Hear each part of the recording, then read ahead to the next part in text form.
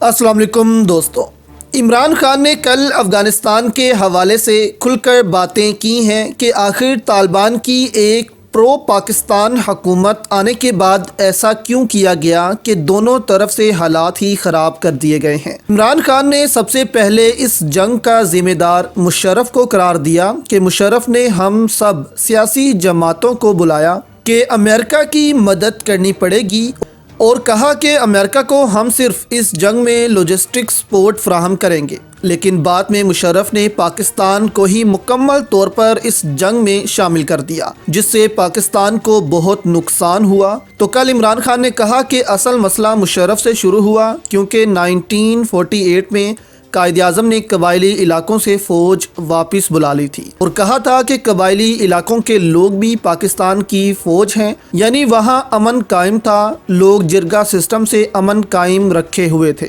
عمران خان نے کہا کہ اصل مسئلہ افغان وار اور امریکہ کی وار آن ٹیرر سے شروع ہوا، جس میں مشرف نے کھل کر پاکستان کو اس جنگ میں دھکیل دیا۔ آپ کے خیال میں دوستو، کس کی غلطی کی وجہ سے پاکستان اس جنگ میں کودا اور آج تک پھنسا ہوا ہے؟ اب آپ عمران خان کی یہ چھوٹی سی کلپ سنیں کہ ISI نے عمران خان کو کیا رپورٹ پیش کی تھی اور کیوں طالبان جیسی پرو پاکستان حکومت سے پاکستان فائدہ نہیں اٹھا سکا ہے۔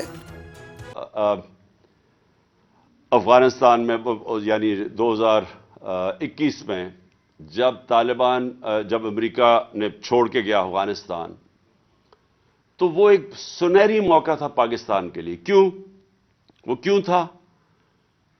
کیونکہ جو غنی حکومت تھی، وہ غنی حکومت پرو انڈیا تھی۔ ادھر سے 3 گروپس ہمارے خلاف پاکستان میں آپریٹ کر رہے تھے۔ ہم نے پوری کوشش کی غنی حکومت سے دوستی کرنے کی۔ ہم نے یہ فیصلہ کیا کہ ہم نے کوئی افغانستان میں انٹرفیئرنس نہیں کرنی۔ ہم نے یہ فیصلہ کیا کہ جو ہماری پرانی پالیسیز تھیں افغانستان میں، جدھر ہم بیک کرتے تھے کئی گروپس کو، ہم نے یہ فیصلہ کیا کہ افغانستان کے لوگ اپنے خود فیصلے کریں، ہم نے کوئی انٹرفیئرنس نہیں کرنی۔ لہٰذا ہم نے غنی حکومت سے بھی دوستی کی اور کوشش کی کہ طالبان اور غنی حکومت کے اندر کسی طرح کوئی پولیٹیکل سلوشن نکلا ہے۔ تو جب وہ طالبان کی حکومت آئی تو یہ پہلی دفعہ ایک ایسی حکومت آئی جو پرو پاکستان تھی۔ ہمارے ان سے تعلقات تھے، کیونکہ ہم نے ان کی امریکن سے بھی اور غنی حکومت سے بھی پاکستان نے فیسیلیٹیٹ کی تھی ٹاکس۔ تو جب ان کی حکومت آئی تو یہ سنہری موقع تھا کہ جو TTP افغانستان میں چلی گئی تھی، اور نمبر ہے ان کا کوئی 30-35 ہزار سے 40 ہزار ٹوٹل تھے، جس میں سے لڑنے والے 5 سے 7 ہزار تھے۔ یہ ہمیں ISI کی رپورٹس تھیں۔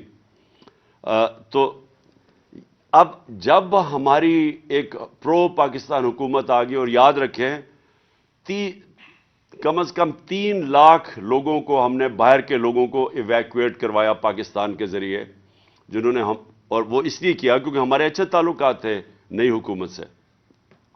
تو اب یہ جو سیناریو ہے، میں اس کے اوپر آ رہا ہوں کہ یہ بیک گراؤنڈ آپ کو سمجھ آنی چاہیے کہ جب ایک پرو پاکستان حکومت آ گئی اور انہوں نے پھر TTP کو کہا کہ آپ پاکستان اب واپس جائیں، تو یہ ٹائم تھا ہمارا اس کا ایک پرامن اس کا سیٹلمنٹ کرتے، کیونکہ افغانستان کی اندر ایک پرو پاکستان حکومت آنے وہ بہت ضرورت تھی اگر ہم نے ان کے ساتھ سیٹلمنٹ کرنی تھی، کیونکہ وہ پریشر ڈال سکتے تھے ان کے اوپر، اور انہوں نے پریشر ڈالا، اور ہم نے آپس میں ہماری میٹنگز ہوئی اور ریگولر میٹنگز کرتے تھے۔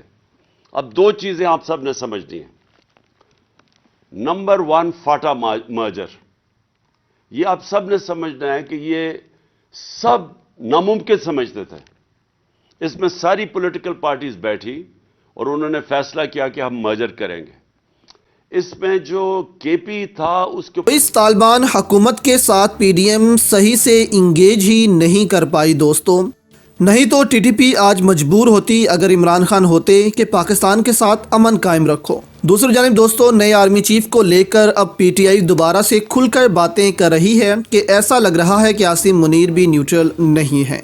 फवाद चौधरी ने कहा है कि नए आर्मी चीफ के आने के बाद बज़ाहिर तो यही लगा कि इदारा किसी एक पार्टी को सपोर्ट नहीं करता, लेकिन बदकिस्मती से हमारे मुजफ्फरगढ़ के MPAs को कॉल आई, पहले रिश्वत की पेशकश की गई और इसके बाद संगीन धमकियां दी गई। आर्मी चीफ इन मामलात की इंक्वायरी करवाएं और इदारे का न्यूट्रल होने का सबूत दें। देखें, इस वक्त पंजाब में PTI के MPAs को खरीदने की कोशिश जारी है और एक MPA को खरीद लिया गया है 5 करोड़ में, जबकि बाकियों से राब्ते किए जा रहे हैं और 5 MPAs को 1 अरब 20 करोड़ की ऑफ़र की जा रही है। और ऑफ़र के साथ साथ अब धमकियां भी दी जा रही हैं कि ऑफ़र नहीं एक्सेप्ट करोगे तो फिर और भी तरीके हैं। और दूसरी जानिब मोनस इलाही के लोगों को भी उठाया जा रहा है कि PDM के साथ शामिल हो जाओ। तो यहाँ तक इस्टेब्लिशमेंट इन्वॉल्व है सियासत में, इसलिए अब ये आसिम मुनीर का टेस्ट केस होगा कि साबित करें कि इदारा अब न्यूट्रल हो गया है। आपके दोस्तों इस पर क्या राय है, हमें नीचे कमेंट्स में ज़रूर बताइएगा।